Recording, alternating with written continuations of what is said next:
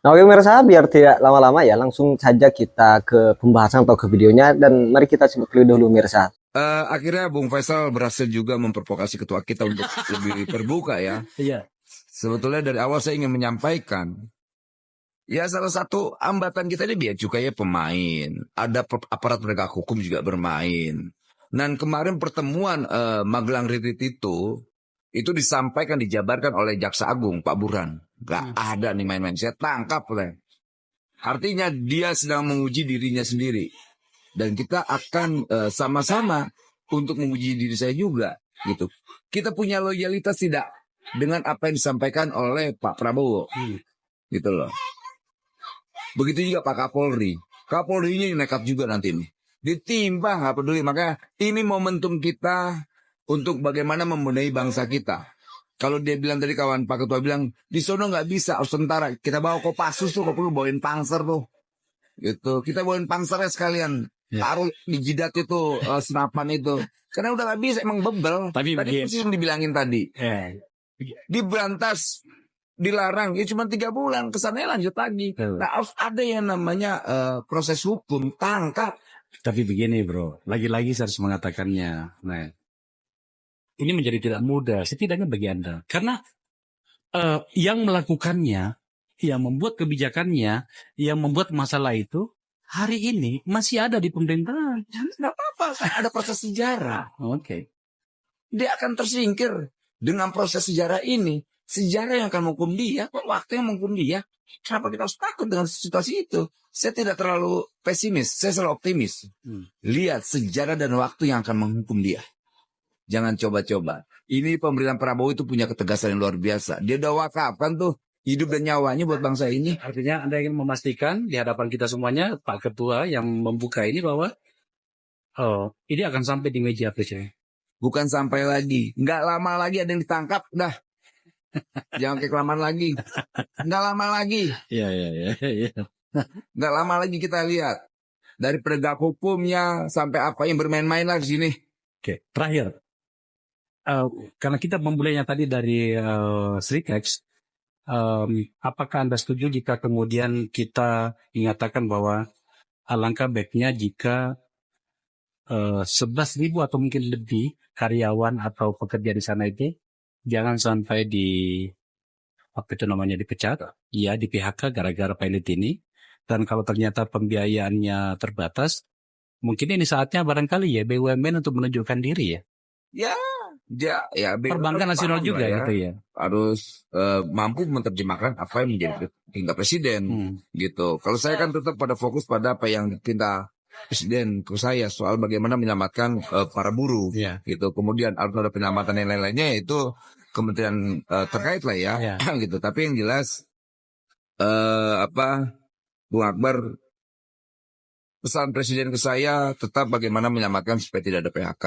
Dan kepilotan ini juga jangan sampai terjadi. Dicek, dimitigasi apa yang terjadi di sana. Tapi yang jelas tadi, banyak para berdebat di situ. Per hari ini setelah saya datang, kemudian Menko Ekonomi menyampaikan Pak Erlangga, untuk Sritek harus dibebaskan untuk ekspor impor. Sampai detik ini ternyata tidak.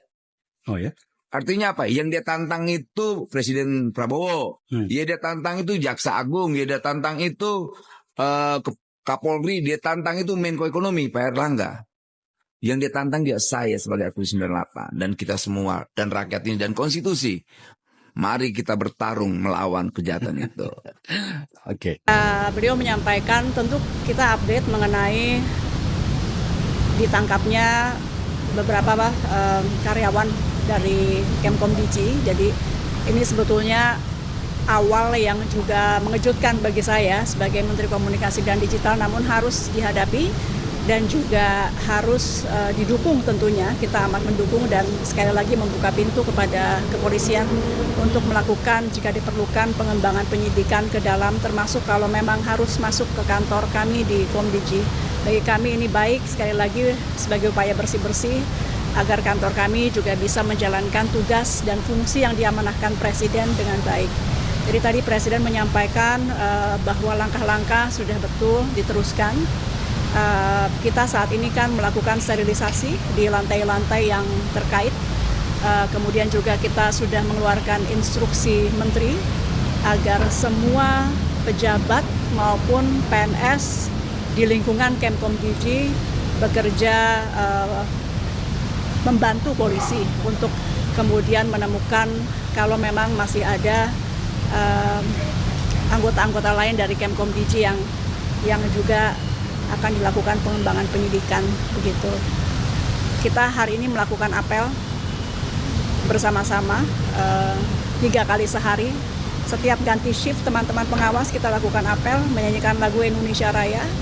Mudah-mudahan ini juga memberi semangat moral kepada teman-teman di dalam dan mengingatkan bahwa kita semua di sini ada untuk NKRI sesuai yang selalu diingatkan oleh Presiden. Jadi kami sekali lagi mohon doa, tadi Presiden menguatkan untuk terus memerangi judi online.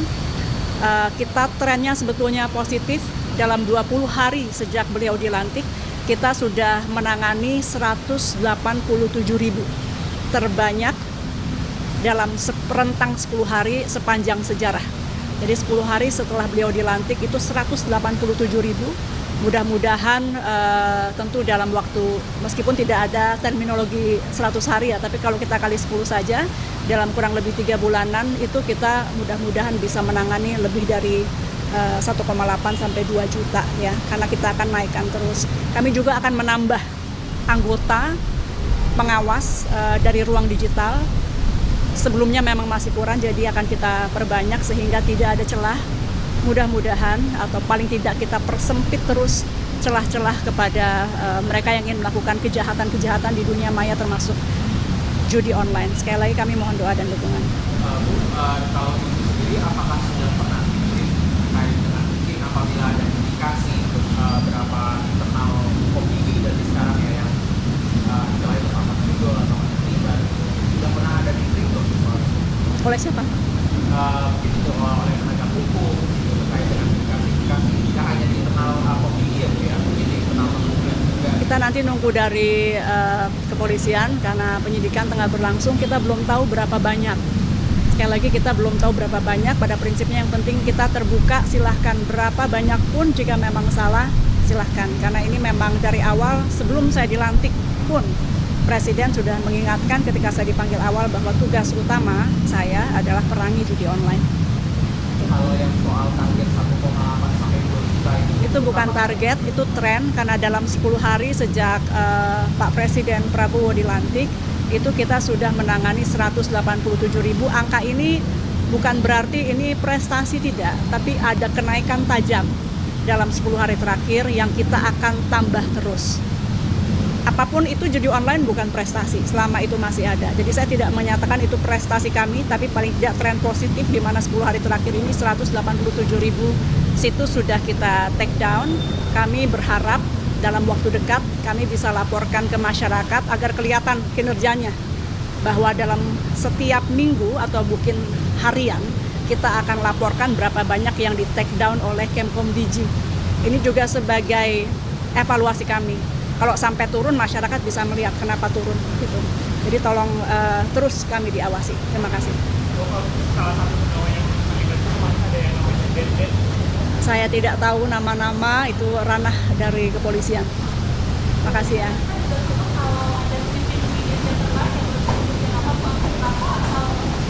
Saya tidak tahu, tapi pada prinsipnya kalau kepolisian memang harus masuk ke kantor kami, tentu kita membuka ruang selebarnya demi pembersihan di internal kementerian kami.